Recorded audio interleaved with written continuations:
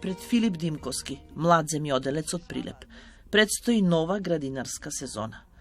Градинарскиот леп го пече веќе 5 години, откако по завршувањето на студиите по земјоделство продолжува да си го реализира сонот за кој се подготвувал собирајќи знаење низ целиот свој студентски процес, да има своја градина и сам да си ја произведува храната. Дали постои ентузијазам кај младите за да се занимаваат со земјоделство, или тоа се само ретки примери, еве, например, како тебе, Филип, кои што и покрај сите тешкоти решаваат да и се посветат со душата и со срцето на земјата? Ако тргнам од себе, да, има, и во однос на она што сум го разговарал со колеги кои се, да речеме, 5 до 6 години помлади или постари од мене, постојат. Сепак постојат луѓе кои еве и се образувале во таа насока и размислуваат, односно прават чекори да останат во својот сектор, во земјоделскиот, да бидат производители, да произведуваат одредени производи, и се надевам дека тоа ќе се зголемува, затоа што може би се малку, но тие малкумина се многу сигурни во чекорите што ги прават, едноставно не така лесно се откажуваат од тоа. Каква е всушност гледана од твој аспект ситуацијата во земјоделството? Во нашава држава ние немаме стратегија за земјоделие. Мислам, тоа е процес кој е подолг, анализирајќи и враќајќи се наназад. Но факт е дека малкумина млади луѓе сакаат да се занимаваат со земјоделство. Пред се заради тие можеби недоволен поттик, но и недоволна едукација во однос на тоа што се нуди земјоделството како сектор, и дека навистина оние што се занимаваат квалитетно и професионално и во државава и во регионов, вистина постојано се надоградуваат, но секако остваруваат и бенефит кој е задоволителен, значи може убаво да се живее од земјоделие. Но мора да се едуцираме постојано, да се образуваме, да се надградуваме и да работиме, се подраспира. Всушност, што е она што тебе те поттикна да останеш и да се развиваш, да осознаваш нови работи поврзани со градинарството и со, да кажеме, овоштарството и лозарството? Тоа се твои подтеми во областа земјоделство. Меѓу другото, применувајќи го органскиот начин на производство на зеленчук и на овошје.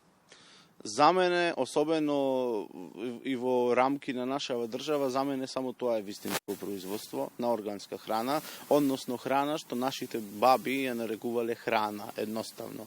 Нити органска, нити еколошка, едноставно храна која не е третирана хемиски, се користат природни методи за заштита од штетници, плевели, болести и така натаму. И едноставно она што мене ме поттикнува е љубовта кон моја професија, кон земјоделството и љубовта кон природата.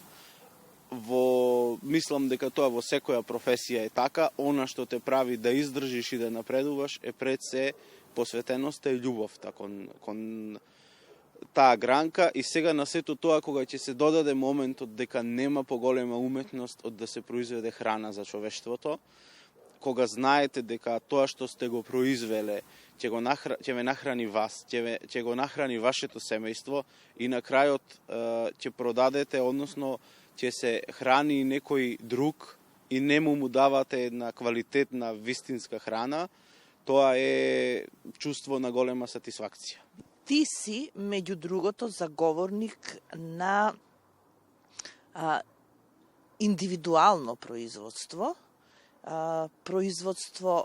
всушност на малите производители да бидат во фокусот на вниманието, зошто, да кажеме, се битни малите производители, а не всушност некакво колективно земјоделие и така натаму? Вистински големи успеси точно е дека се постигнуваат кога сме колектив, кога имаме големи површини, и сето тоа е убаво. И во рамки на поранешната федерација, тоа функционирало преку земјоделско-индустријските комбинати. Тоа се случува и во големите држави денес, во Соединетите Американски држави, во Русија. Меѓутоа, јас мислам дека се што правиме и во сите гранки, сега особено во земјоделството, треба да го адаптираме на нашите услови и да правиме сопствени модели. Не да се водиме. Не можеме ние прво ни земјоделската површина на Македонија да ја споредуваме со Русија, Украина или Соединетите Американски држави. Мораме да бараме модели кои нам ни одговараат.